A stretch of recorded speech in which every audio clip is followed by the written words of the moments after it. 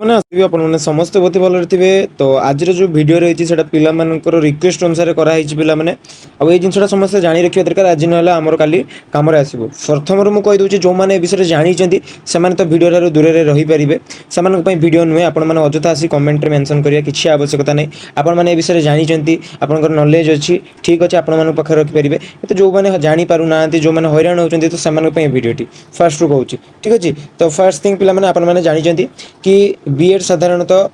ମାନେ 2 ବର୍ଷିଆ କୋର୍ସ, କିନ୍ତୁ ଆପଣଙ୍କର ବେଳେବେଳେ କ'ଣ ହୁଏ, ଯେଉଁମାନେ 4th ସେମିଷ୍ଟାର ଦେଲା ପରେ ପିଲାମାନଙ୍କୁ ତାଙ୍କର ଯେଉଁ ପ୍ରୋଭିଜନାଲ୍ ସାର୍ଟିଫିକେଟ୍ ଆସେ ସେଇଟା ଆସିବାରେ ଟିକେ ଲେଟ୍ ହେଇଯାଏ, ଯେଉଁଟା ପାଇଁ ସେମାନେ ଟିକେ ହଇରାଣ ହୁଅନ୍ତି କି କୌଣସି ପ୍ରକାରର ଏକ୍ଜାମ୍ ଯେମିତିକି ଆପଣଙ୍କର ସେ ଟିଜିଟି ଏକ୍ଜାମ୍ ହେଉ କିମ୍ବା ଟିଚିଂ ଏକ୍ଜାମ୍ ଜବ୍ସ ଯାହା ବି ବାହାରିବ, କିମ୍ବା ଆମେ କହିପାରିବା କ୍ୱାଲିଫାଇଂ ମାର୍କ ଯେମିତି ଆମକୁ ଦରକାର OSCT OTT ଏସବୁରେ ଆପଣଙ୍କର ପ୍ରୋବ୍ଲେମରେ ଫେସ୍ କରନ୍ତି ପିଲାମାନେ। ତେଣୁ ତାର ସଲ୍ୟୁସନ୍ କ'ଣ, ସବୁ ଜିନିଷ ଆମେ କଥା ହେବା ଭିଡ଼ିଓରେ। ଦେଖନ୍ତୁ, ମୁଁ ଆପଣମାନଙ୍କୁ ଅଫିସିଆଲି ଯଦି କହିବି, ଆପଣମାନେ ଜାଣିଛନ୍ତି ଅଫିସିଆଲି କୌଣସି ପ୍ରକାରର ପିଲାମାନେ କିଛି ଇନଫର୍ମେସନ୍ ନାହିଁ ସେଇ ପିଲାମାନଙ୍କ ପାଇଁ ଯେଉଁମାନେ ଆପଣଙ୍କର ଫାଇନାଲ୍ ଇୟର୍ରୁ ତ ସେମାନେ ଅଲରେଡ଼ି କମ୍ପ୍ଲିଟ୍ କରିଦେଇଛନ୍ତି। ଫାଇନାଲ୍ ଇୟର୍ ଅଲରେଡ଼ି ସେମାନଙ୍କର କମ୍ପ୍ଲିଟ୍ ଏଣ୍ଡ ସେମାନଙ୍କର ସାର୍ଟିଫିକେଟ୍ ବର୍ତ୍ତମାନ ଦେଖା ନାହିଁ। ସାର୍ଟିଫିକେଟ୍ ତାଙ୍କର ଦେଖା ନାହିଁ। ତ ସେଇ ପିଲାମାନଙ୍କୁ ଟିକେ ପ୍ରୋବ୍ଲେମରେ ପଡ଼ୁଛନ୍ତି, କାରଣ କୌଣସି ପ୍ରକାର ଇନଫର୍ମେସନ୍ ଆପଣଙ୍କର ବିଏସ୍ସି ଓଡ଼ିଶା ତରଫରୁ ଆପଣଙ୍କର କିଛି ବି ସେମିତି ପ୍ରକାଶ ପାଇନାହିଁ। ତ ପିଲାମାନେ କରିବେ କ'ଣ, ସେମାନେ OSCT ଏକ୍ଜାମ୍ ଦେବେନି? ତାର ମେନ୍ ଆନ୍ସର୍ ଯଦି ମୁଁ କହିବି ଆପଣମାନଙ୍କୁ, ଦେଖନ୍ତୁ, ବୁଝିବା ପାଇଁ ପ୍ରଥମେ ଟିକେ ଟ୍ରାଏ କରିବା। ତ ଆପଣମାନେ ଯେତେବେଳେ ଯାଉଥିବେ ଫର୍ମକୁ ଆପ୍ଲାଏ କରିବା ପାଇଁ, OSCT ଆପଣମାନେ ଜାଣିଛନ୍ତି OSCT ଆପଣଙ୍କର ଆପ୍ଲାଏ ଷ୍ଟାର୍ଟ ହେଇଗଲାଣି। ସର୍ଭର ଟିକେ ଇସ୍ୟୁ ଥିଲା, ନହେଲେ ଆପଣଙ୍କର ଆପ୍ଲାଏ 3 ତାରିଖରୁ ଷ୍ଟାର୍ଟ ହେବା କଥା। ତ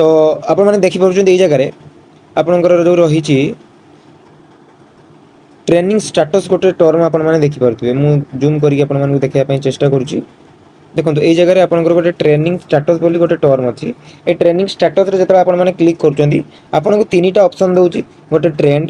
ଗୋଟେ ହେଉଛି continuing final year of training course or is appearing have appeared in the exam but result not published, এইটা ଗୋଟେ ରହୁଛି। ଏଣ୍ଡ ଲାଷ୍ଟ ଆପଣଙ୍କର ଅନଟ୍ରେଣ୍ଡ ରହୁଛି। 3ଟା ଜିନିଷ ଆମ ପାଖରେ ରହୁଛି। ତେଣୁ ବର୍ତ୍ତମାନ ଆମ ପାଖରେ କଥା ଏଇଟା, ଆମେ କେଉଁଟାକୁ ଚୁଜ୍ କରିବୁ ଏ 3ଟା ଅପସନ୍ରୁ। ଆମେ ଅଲରେଡ଼ି 4th ସେମିଷ୍ଟାର ଦେଇସାରିଛେ, କିନ୍ତୁ ଆମ ପାଖକୁ ସାର୍ଟିଫିକେଟ୍ ବର୍ତ୍ତମାନ ଯାଏଁ ଆସିକି ପହଞ୍ଚିନି। ଠିକ୍ ଅଛି ପିଲାମାନେ, ତ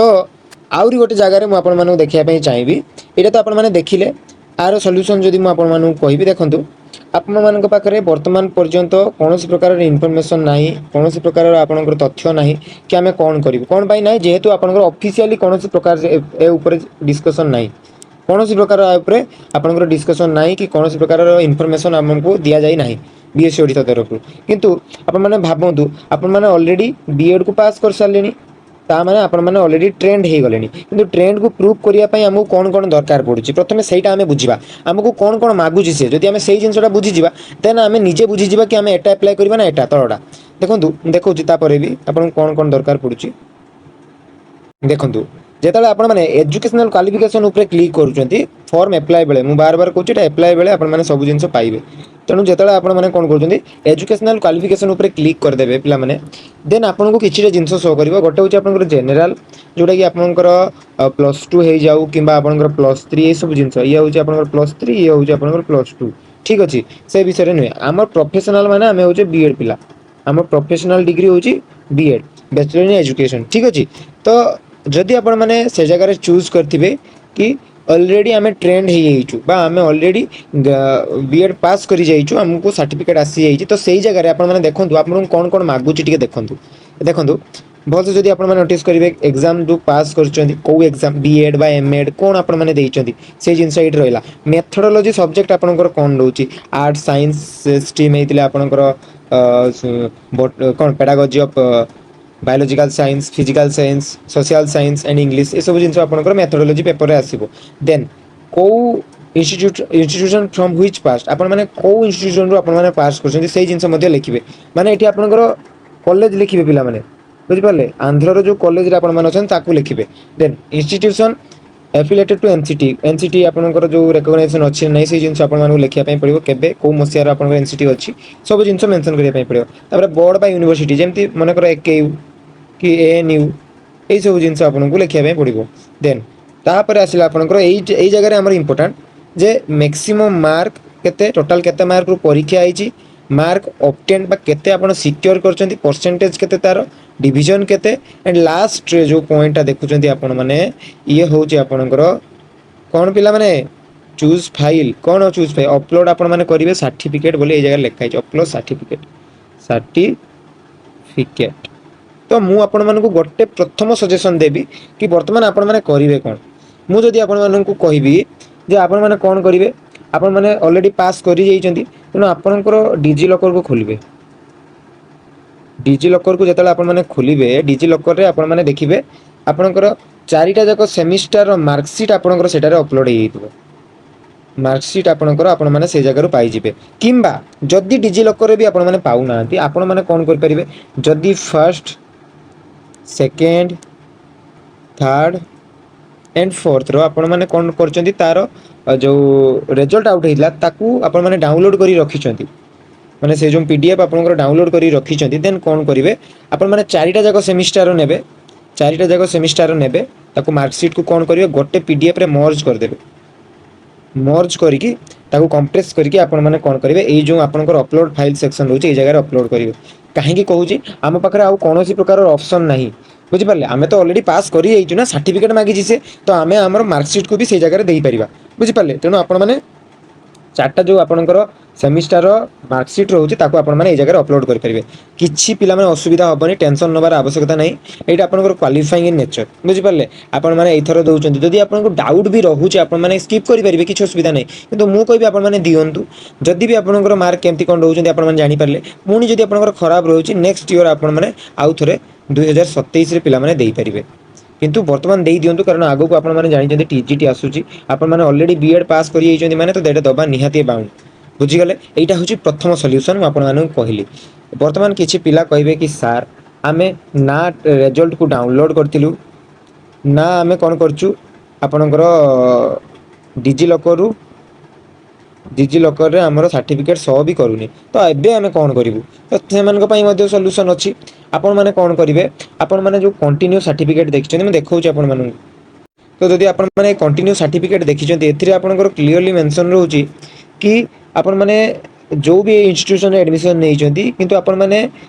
फाइनल ईयर को परसुइंग करथवा दरकार बा फाइनल ईयर रे स्टडी करथवा दरकार तो एज आपण मानकर गाइडलाइन आपण माने एलिजिबल हेबे नाही कोन ना कंटिन्यू सर्टिफिकेट रे आपण माने अप्लाई करिया कारण ऑलरेडी तो आपण माने पास हे गलेनी ना आपण माने कोन फाइनल ईयर रे पढुचंती कि तेणु आपण माने बाध्य कि कोन करिवे मार्कशीट को आपण माने जेमिति हेले ट्राई करिवे कि डाउनलोड करिकी ताकू कोन करिया पई मर्ज करिकी अपलोड करिया पई जदी तथा भी होउनी बुझी पारले जदी तथा भी होउनी लास्ट ऑप्शन आपण मानक पाख रहइबा एई कंटिन्यू सर्टिफिकेट रे आपण माने एई जगह रे निजरो डेट आपनकर इंस्टीट्यूशन रो डेट विथ तार आपनकर फुल सिग्नेचर आपण माने ए जगह रखि देले देन ता सहित आपण माने जेमिति आपण माने प्रीवियस ईयर मान करे अप्लाई करछन्ती बा आपनकर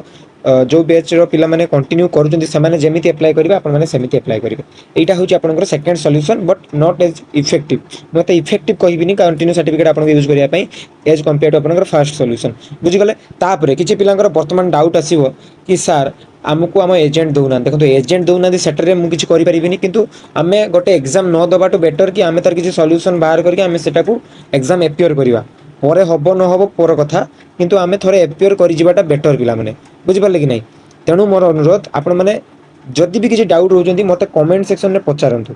मु निश्चय तार आपण माने देखि जिवे प्रीवियस वीडियो मान मु जहा कहिदिला आपण मानकु रिप्लाई देइछि तेणु आपण माने कमेंट सेक्शन में अछि पचारंतु मु आपनकु तार सॉल्यूशन कहिबी आ गोटे कथा एई जगह रे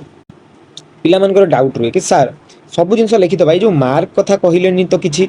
मार्क केमती कोन अपलोड करिवा कोन कथा हमें तो जानिनु हम सर्टिफिकेट आसीनी देखंतु प्रथम जिनस चारटा जाक सेमिस्टर जदि आपण माने मार्कशीट रखिचंती ऑब्वियसली कथा आपण गोटे भाबंतु आपनकर मार्क तो देखै देथिबो जदि आपनकर मार्क हिसाब रे भी 100 करी नाही आपनकर ग्रेड हिसाब रे करछि कि आपनकर सीजीपीए हिसाब रे करिछि तेणु सीजीपीए रु परसेंटेज को केमती कैलकुलेशन करिवे ए जगह परसेंटेज मागुछि आपण मानु कहिछि मने कर गोटे पिलार 7.8 सीजीपीए अछि तो कोन करिवे इनटू 10 कर देबे तापर जहा हबो आपनकर सेति बसे 78% नुहे कि एरा होछि आपनकर बीएड रे कैलकुलेशन करिवार मेथड तो मने कर आपनकर फुल मार्क केते आपण माने प्रथम टिके हिसाब कर देबे मने कर फॉर एग्जांपल आपण मानु कहि दोछि 2200 मार्क रो प्रूफ आपण माने जानि चंती ना नहीं गोटे 2200 मार्क प्रूफ आसे तेणु तो फुल मार्क तो आम जानीगलु आम 2200 मार्क बोली देन आपण मैंने केते मार्क रखिले यदि मोर 78% रही तो मुझे कौन कैलकुलेशन करें 2200 मार्क 78% केते हम से बसईदेवी ये जगह हो मोर तापर डिविजन से अनुसार डिविजन मुझे देखिपारि ए कि बी जहाँ न पारे सीधा जी आपंकर गूगल को जी गूगल आपण मैंने कौन करेंगे सर्च करदे कि एति परसेंट केते सी आपको कहीदेव यहाँ आपंकर ए ग्रेड ना बी ग्रेड ना सी ग्रेड ना डी ग्रेड जहाँ भी डाउट अच्छी जदि किसी कन्फ्यूजन रोचे मत आपण मैंने कमेंट मध्यम जन पारे मुझे तार सल्यूशन कहि ठीक अच्छे पिला माने एतिकी मोर आपण मानक जनइबार आउ गोटे कथा पिला माने कास्ट सर्टिफिकेट बहुत पिला कौन करती बहुत पुराना कास्ट सर्टिफिकेट अपलोड करती सेमती करेंगे कास्ट सर्टिफिकेटर भैलिडिटी आम जाचु आपणकर एससीबीसी एमानकर कास्ट सर्टिफिकेट भैलिडिटी हूँ 3 इयर तथापि मु सजेस्ट करे पिला मानू कि 3 इयर ठीक अच्छी किंतु आपण मैंने जब प्रति वर्ष पिला माने ट्राई करते कि रिन्यू करने कारण बर्तमान आमर जॉब कथा बुझिपारे कि नहीं आम कौन प्रकार रिस्क नापी के चाहिए 3 वर्ष तार भैलिडिटी मुझे मना करूनी किंतु 2024 पूर्व जदि आप 24 पूर्व ही आपने एप्लाय करते कास्ट सर्टिफिकेट देन आपण मैंने नुआ करके एप्लाय करवाटा बेटर हम कहीं देखिए सत किंतु आपण मैंने कले यहाँ आपको रिजेक्शन माने जो चांसटा रहा कम करदेव बुझीगले एति मोर आप इनफर्मेशन दबारे आउ जदि भी किसी ओएसटीटी रिगार्डिंग आपनकर डाउट थाए क्वेश्चन थाए मत कमेंट रे पचारि परिबे मु तार गोटे स्पेशल जदि वीडियो पारिबी नै कि आसीबी बुझि पारले जदि आपन मानकर सेटा अधिक रु अधिक मात्रा रे कमेंट आथा देन करिबी ठीक अछि तो पुणी गोटे नेक्स्ट वीडियो रे आमे आपन सहित देखा हबो जय जगन्नाथ।